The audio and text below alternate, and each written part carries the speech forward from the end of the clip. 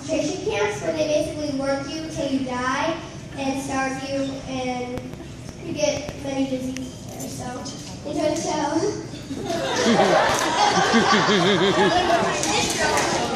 Actually, let me add a little to that.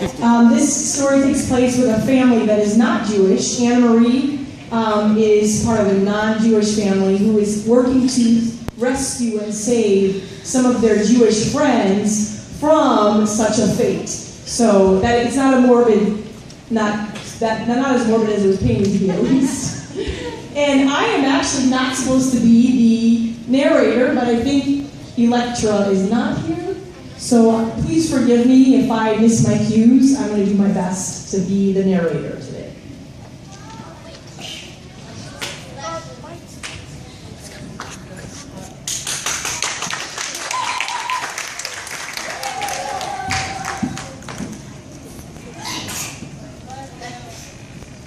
In 1943, in Copenhagen, Denmark, the lives of 10-year-old Anna Marie Johansen and her best friend Ellen Rosen are filled with school, food shortages, and Nazi soldiers marching in their town.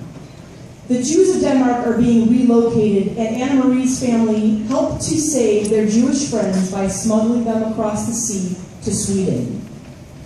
Anna Marie went outside alone after supper.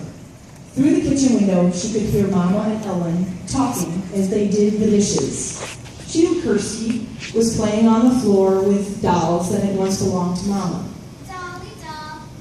She wandered to the old tree where Uncle Henrik was sharpening his knife.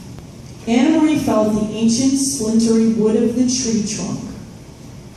Uncle Henrik looked over and smiled. Uncle Henrik, you are lying to me. You and Mama both. You are angry?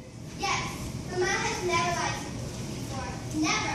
But I know all the pictures I've seen, all the stories I've heard, there's never been a great adversity. Almost done. How brave are you, little Anna Marie?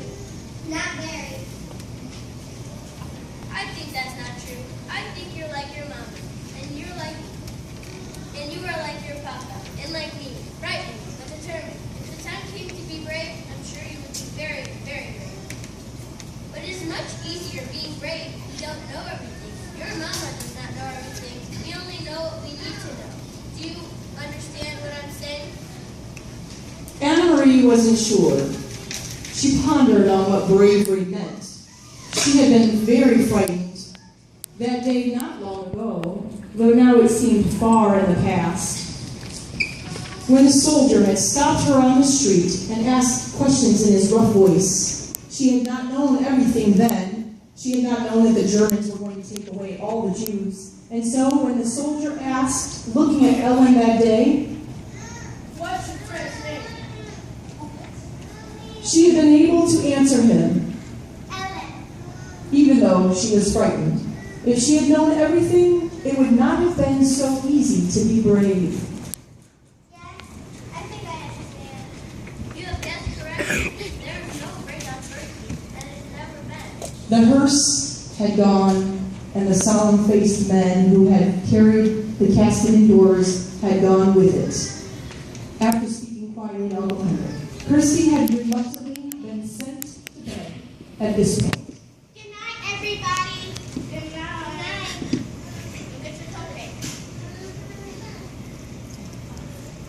I am so sorry you're great adversity.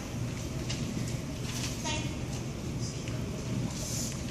you. Anna Marie thought to herself that she was now lying too, and to her very best friend. She wanted to tell Ellen the truth, but knew it was not the right thing to do. She understood that she was protecting Ellen the way her mother had protected her, although she did not know why the casket was there or who was in it. She knew it was safer for Ellen to believe it was Aunt Bertie, so she said nothing. As the night went on, friends and neighbors came in to pay their respects to the family. Anna Marie stood at the entrance to the room watching the others mourn the loss of great Aunt Bertie. She thought back to when Lisa died and Mama's friends brought food each day so she would not have to cook. The silence had Anna Marie thinking. These people had nothing to talk about because there was no great Aunt Bertie. They had nothing to say. It's getting late. I should get to the boat.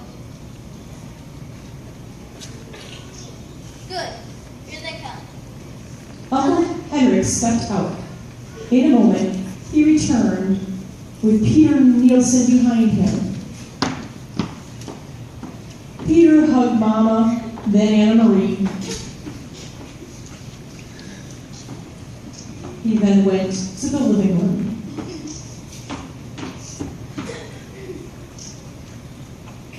You're here now. I must go. May God keep you safe. God keep us all safe. Anna Marie, you might go to bed now if you like. It's getting late. No, not yet. Everyone sat around quietly, tired. Suddenly, headlights swept through the sheer curtains as a car pulled up outside. The car doors slammed. Everyone in the room was tense, but no one spoke. There was a thunderous pounding on the door. Mama went to answer it. Then the heavy, frightening, familiar staccato boots on the kitchen floor. The woman with the baby gasped and began to weep. We have observed a large number of people gathered here in this house tonight. What is the explanation? There has been a death. It is our tradition to gather and pay respects when a family member dies. I'm sure you are familiar with our customs. The officer pushed Mama ahead of him and entered the living room. He looked at each of them and finally, the casket. Who died? No one answered. Anna Marie realized he was asking her. Like you're not pretty. Who are they? I do know your customs, and it is to pay one's respect by lifting your lover in your face. It seems odd to me that you have closed this cabinet up so tightly. Why isn't it open? Let us open it and take one last look at Great Aunt Bertha. You're right. The doctor said she was closed because she died of typhus. It would still be there. It would still be dangerous. It was, only a country doctor, woman of death. Surely typhus germs about leaving a dead person. And dear Aunt Bertie, I've been long to see your face. Of course we open it. You test it. You foolish woman. See, we had any interest in seeing the body of the deceased aunt. Open it after I leave. Put the candles out and pull the curtain. As the officer left and drove away, Anna Marie understood at that moment why not knowing everything really can make you more brave than if you knew the truth.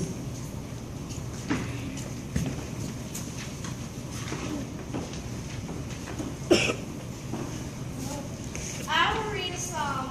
Oh, praise the Lord. How good is it to sing psalms of our God. How pleasant to praise him. The Lord is rebuilding Jerusalem. He gathers in the scattered sons of Israel. It is he who heals the broken in spirit and binds up their wounds. He who numbers the stars one by one. Mama sat down and listened. Gradually, each of them began to relax.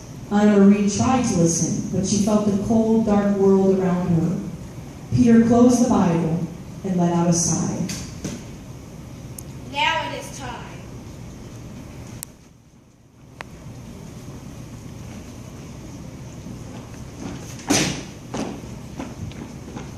Peter lifted the lid to the casket. There was no one in the casket at all.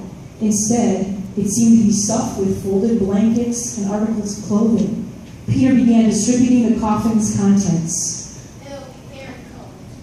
But I am sorry, but there's nothing left for you. I'll find something. The baby must be warm. Here, it will be much too big. But it will make it easy. But that will make it even warmer for you. Her. She's a girl. Her name is Rachel. How much does she weigh? She was 7 pounds when she was born. She's gained a little, but not so much. Maybe she weighs 8 pounds now, no more. You can't be nothing. It has no taste. She won't even know. Please, no. She always sleeps all night. Please, she doesn't need it. I promise she won't cry. We can't take a chance. Carry Freddie's with you. You and me can later.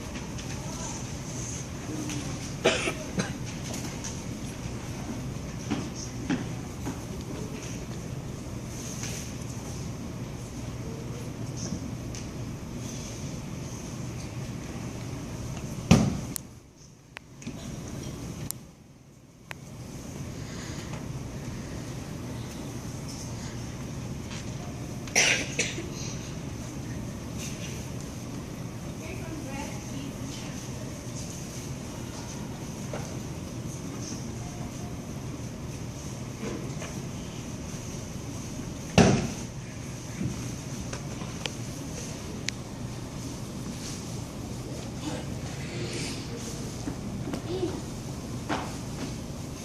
Anna Marie, I must give this to Henry, but I might not see him. I am going to take the others only to the harbor and they will go to the boat. I want to deliver this without that. Here's the thing for it. Yes, Peter, it'll be safely. Now I'll lead the first group. You, and you, and you. And you wait 20 minutes. And Sam and Marie, please do not come sooner. We must be separate on the path, so there is no chance of being seen. Come directly back to the house after you have seen Henry. Stay in the shadows on the back path. You know that. Of course. By the time you get there, I'll be gone. As soon as I deliver my first group, I must move on. There is work to be done tonight, so I'll say goodbye to you now. But will we see you again soon? I hope so. Very soon. Don't grow much more, or you'll be taller than I am, little long legs. Goodbye, Ange. Anna Marie realized that she had really not been told that Uncle Henrik was taking them in his boat across the sea to Sweden. She knew how frightened Ellen was of the soldiers with their guns and boots, who were certainly looking for them, and she knew how frightened they all must be of the future. But their shoulders were as straight as they had been in the past, in the classroom, on the stage, at the Sabbath table. So there were other sources, too, of pride, and they had not left everything behind.